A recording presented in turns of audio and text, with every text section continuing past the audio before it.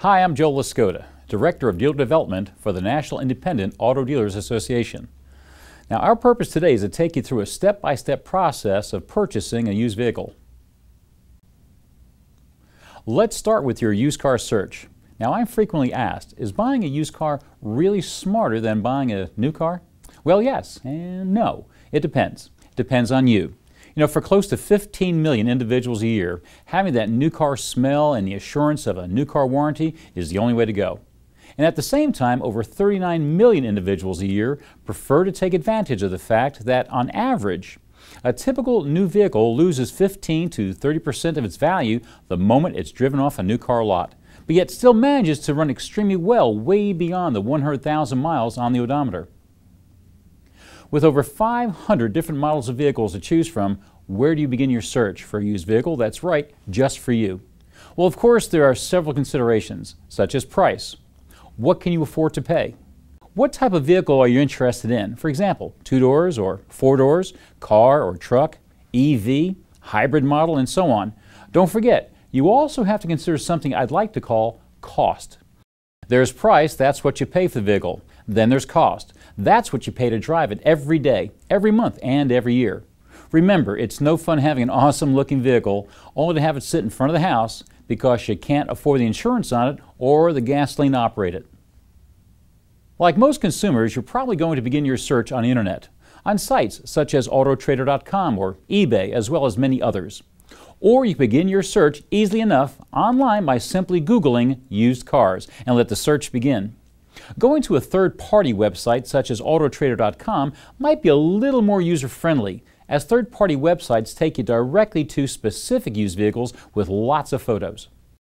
Your journey on the internet will take you to the front door of private owners and franchise dealers like Ford, Toyota, Chevy, Chrysler, and many other manufacturers, as well as independent used vehicle dealers who specialize only in the sale of used vehicles. We'll look at each of these in a little more detail later on. It's really important to understand the importance of selecting the right place, person, or resource you're going to make that final purchase from. There are over 17,000 franchise new car dealers and over 35,000 independent used car dealers throughout the U.S. But first, let's talk a little bit more about selecting the right vehicle for you. Not every vehicle manufactured turns out to have a great reputation for reliability, for safety, or mechanicability. So it's essential that you do your homework before you lay your hard-earned money down on the table. It's highly unlikely that a vehicle will be built that is truly perfect in every way. But unfortunately, there are some models that have had more than their fair share of recalls by a particular manufacturer. A recall is when a manufacturer recognizes that one of their model cars has a serious or minor flaw, and they're recalling it back to correct the problem. Usually the recall adjustment is made at a new car dealership. And while some recalls can be as minor as replacing a screw in a dashboard, others can be much more serious, such as a brake issue. You'll want to know about those before you say, "I'll take it." Now, by the way, you may want to check out fueleconomy.gov to check fuel ratings on your selected vehicle. Oh, and don't forget about insurance. Insurance requirements will vary from state to state, so you'll have to check with your state to see exactly what's required. But this is the one item you won't want to cut corners on. In all cases, you'll be required to carry liability insurance, which will protect you when an accident is your fault and you have to pay for damages to someone else's property. Many young people make the mistake of only carrying their state's minimum required amount of liability insurance when in fact their liability could end up costing far more after a serious accident. Some states may also require you carry medical coverage, just in case you or any of your passengers need medical assistance in an accident. Be sure to check with your insurance agent. And finally, there's collision and comprehensive coverage, which covers damage done to your vehicle from an accident or any other non-accident cause. Depending on the total value of the vehicle you choose, this may not be cost-effective coverage, so be sure to discuss this thoroughly with your insurance agent. You have to keep in mind, in many cases, the amount of insurance you pay each month will depend on the type of vehicle you end up purchasing. For example, the insurance premium on a four-wheel drive truck can be much higher than that of a two-wheel drive truck.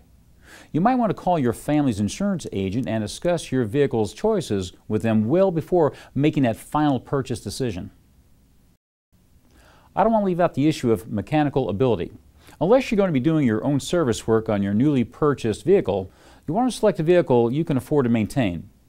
And by the way, it's no simple task to do your own repairs these days when you consider there are over 13 different onboard computing systems on today's cars. For example, a BMW might cost you quite a bit more to maintain than a standard GM model car or truck.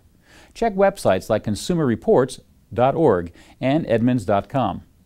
And finally, there's a topic of resale value. This may or not be an issue for many used car buyers, but it's important to others.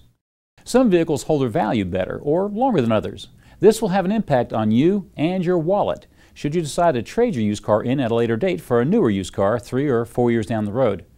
The higher the resale value, the less you'll pay in monthly payments on your next vehicle if you use your vehicle for a trade-in down the road. For example, that BMW might have a higher maintenance cost than a typical GM car, but it could have a higher resale value than a GM vehicle, although this may not be always the case. So by now I'm hopeful I've convinced you that you really must do your homework before heading out the door with your hard-earned money in hand to buy that used car you've always dreamed about.